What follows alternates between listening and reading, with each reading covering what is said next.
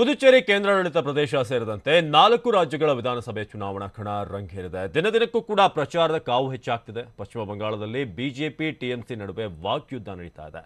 ಇದರ ನಡುವೆ ಚುನಾವಣಾ ಪೂರ್ವ ಸಮೀಕ್ಷೆ ಹೊರಬಂದಿದ್ದು ಬಂಗಾಳದಲ್ಲಿ ಮತ್ತೆ ದೀದಿ ಅಧಿಕಾರಕ್ಕೆ ಬರ್ತಾರೆ ಅಂತ ಹೇಳಿದೆ. ಹಾಗಾದ್ರೆ ಬನ್ನಿ ಈ ರಿಪೋರ್ಟ್ ನೋಡೋಣ.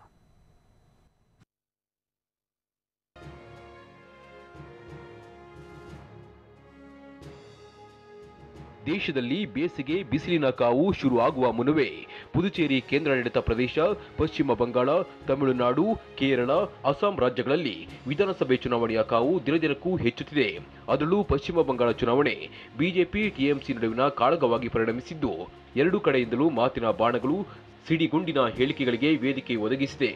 ಮೋದಿ ಮತ್ತು ದೀದಿ ಮಾತಿನ ಸಮರ ಯಾವ ಬ್ಲಾಕ್ ಬಾಸ್ಟರ್ ಸಿನಿಮಾಗೂ ಕಡಿಮೆ ಇಲ್ಲದಂತಿದೆ.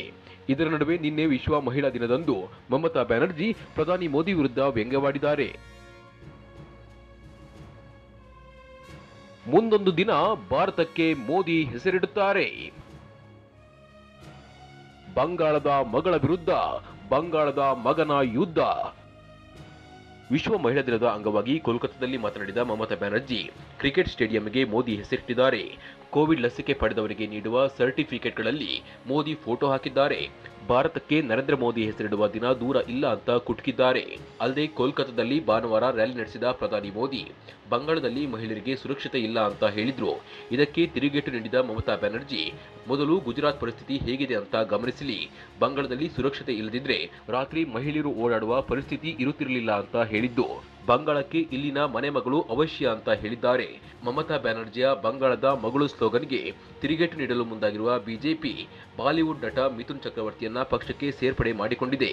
ಮಿಥುನ್ ಚಕ್ರವರ್ತಿಯನ್ನ ಬಂಗಾಳದ ಮಗ ಅಂತ ಕರೆಯುವ ಮೂಲಕ ಪ್ರಧಾನಿ ಮೋದಿ ದೀದಿಗೆ ತಿರುಗೇಟು ನೀಡಿದ್ದಾರೆ. ಚುನಾವಣಾ ಸಮೀಕ್ಷೆಗಳಲ್ಲಿ ದೀದಿ ವಿಜಯನ್ಗೆ ಜೈ. ತಮಿಳುನಾಡಿನಲ್ಲಿ ಡಿಎಂಕೆ, ಅಸ್ಸಾಂನಲ್ಲಿ ಎನ್ಡಿಎ ಅಧಿಕಾರಕ್ಕೆ. ಒಂದ್ ಕಡೆ ಚುನಾವಣೆ ಕಾವು ಏರ್ತಿದ್ರೆ ಮತ್ತೊಂದೆಡೆ ಚುನಾವಣೋತ್ತರ ಸಮೀಕ್ಷೆಗಳು ಒಂದೊಂದಾಗಿ ಹೊರಬರ್ತಿವೆ. ಬಹುತೇಕ ಎಲ್ಲ ಸಮೀಕ್ಷೆಗಳು ಬಂಗಾಳದಲ್ಲಿ ಮತ್ತೊಮ್ಮೆ ಮಮತಾ ಅಧಿಕಾರಕ್ಕೆ ಬರ್ತಾರೆ ಅಂತ ಹೇಳಿವೆ. ನಿನ್ನೆ ಸಿ ವೋಟರ್ ಸಮೀಕ್ಷೆ ಹೊರಬಿದ್ದಿದ್ದು ಪಶ್ಚಿಮ ಬಂಗಾಳದಲ್ಲಿ ದೀದಿ ನೇತೃತ್ವದ ಟಿಎಂಸಿ ಅಧಿಕಾರಕ್ಕೆ ಬರುತ್ತೆ ಅಂತ ಹೇಳಿದೆ.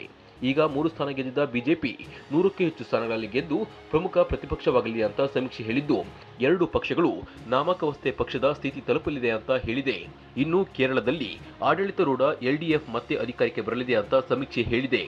ತಮಿಳುನಾಡಿನಲ್ಲಿ ಡಿಎಂಕೆ, ಅಸ್ಸಾಂ ಮತ್ತು ಪುದುಚೇರಿಯಲ್ಲಿ ಬಿಜೆಪಿ ನೇತೃತ್ವದ ಎನ್ಡಿಎ ಅಧಿಕಾರಕ್ಕಿರಲಿದೆ ಅಂತ ಸಮೀಕ್ಷೆಯಲ್ಲಿ ಗೊತ್ತಾಗಿದೆ. ತಮಿಳುನಾಡಿನಲ್ಲಿ 3 ಪಕ್ಷಗಳ ನಡುವೆ ಪ್ರಣಾಳಿಕೆ ಫೈಟ್. ಸ್ಟಾಲಿನ್ ವಿರುದ್ಧ ಪಳನಿಸ್ವಾಮಿ, ಕಮಲ್ ಹಾಸನ್ ಕಿಡಿ. ತಮಿಳುನಾಡಿನಲ್ಲಿ ಈಗ ಪ್ರಣಾಳಿಕೆ ಫೈಟ್ ಶುರುವಾಗಿದೆ.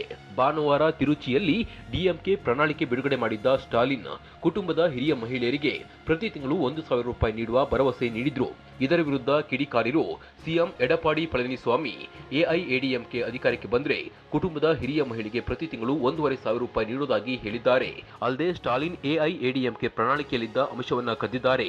ಹೀಗಾಗಿ ಮಹಿಳಾ ದಿನದ ಅಂಗವಾಗಿ ಪ್ರಣಾಳಿಕೆ ಬಿಡುಗಡೆ ಆಗದಿದ್ರು ಈ ಭರವಸೆ ನೀಡಬೇಕಾಗಿ ಬಂತು ಅಂತ ಹೇಳಿದ್ದಾರೆ.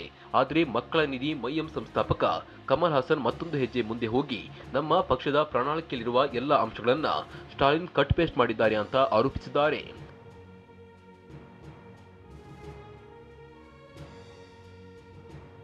ಚುನಾವಣೆಗೆ ಕೇವಲ ತಿಂಗಳು ಬಾಕಿ ಇರುವಂತೆ ರಾಜಕೀಯ ವಾಕ್ಸಮರ ತೀವ್ರವಾಗಿದ್ದು ಮತದಾರರು ಯಾರಿಗೆ ಜೈ ಅಂತಾರೆ ಅಂತ ಕಾದು ನೋಡಬೇಕಿದೆ. ಹರೀಶ್, ಟಿವಿ9 ನವದೆಹಲಿ.